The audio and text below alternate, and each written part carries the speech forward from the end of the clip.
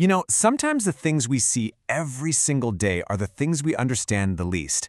Today, we're going to take a word you've heard 1,000 times, a word that feels so simple, and peel back the layers. Because you're about to find out that the simplest words are often hiding the most incredible stories. So let's just start with a question. How complex can a simple word really be? I mean, think about it. We use these little words all day long and we never give them a second thought. But what if each one was like a tiny little suitcase packed with hidden meanings and secret histories? All right, here it is. This is our word for today, copper. Seems totally straightforward, doesn't it? But trust me, this one little word is holding some absolutely fascinating secrets about the very code of our language. Okay, so first up, let's look at copper's main gig, being a noun. But even in this basic job, it's not just playing one part.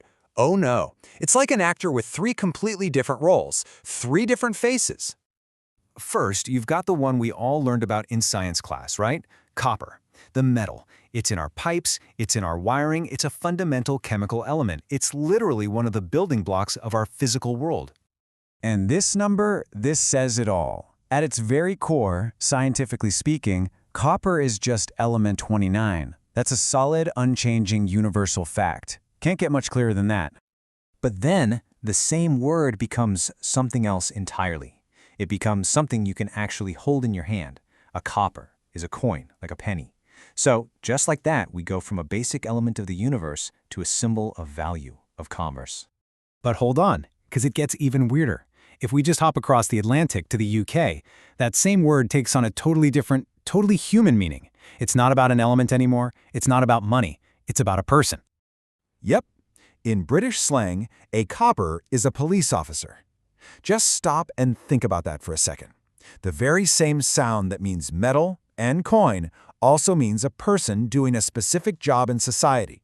So that's 3 different nouns all packed into one single word.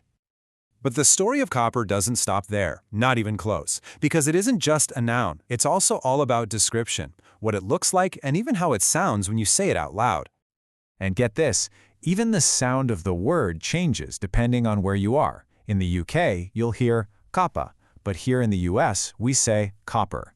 It's a tiny little difference, but it instantly tells you something about the person who's speaking. And of course, we use it all the time as an adjective.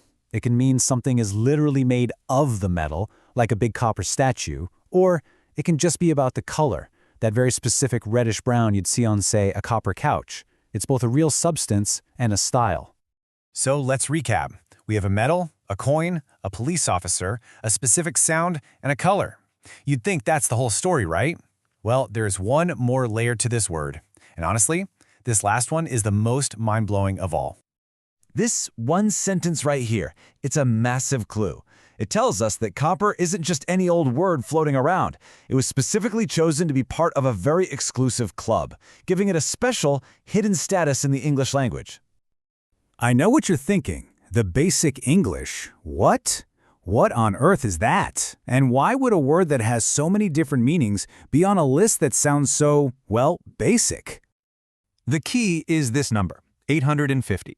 This isn't just a random list of words somebody liked. This is a very specific, carefully designed toolkit for communication.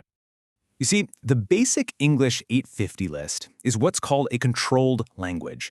It was created with this radical idea that with just these 850 essential words, you could explain almost anything to anyone, anywhere in the world. It's all about stripping language down to its most powerful, most essential parts. So let's break this down because this is so important. Why would anyone want to limit their vocabulary on purpose? And how did our complicated friend, copper, end up making the cut for this super exclusive list? Well, when you see it all laid out like this, it starts to make sense. Copper wasn't chosen for this core list in spite of all its meanings. It was chosen because its number one most important meaning, the metal, is just so fundamental to describing the world. You need it to talk about science, about building, about everyday objects. It's essential. And really, here's the big takeaway. This whole idea of basic English proves that simple does not mean weak. Actually, it's the opposite. A small set of powerful words can act like a bridge between cultures, making huge, complex ideas accessible to everybody. It turns out the most basic parts of our language are often the most important ones we have. And that leaves us with something to chew on. If a common word like copper can hold secrets about science, money, slang, and even a key to global communication, just imagine what other big ideas are hiding inside the other simple words you use every single day. What about words like glass, or iron, or paper? Makes you think, doesn't it?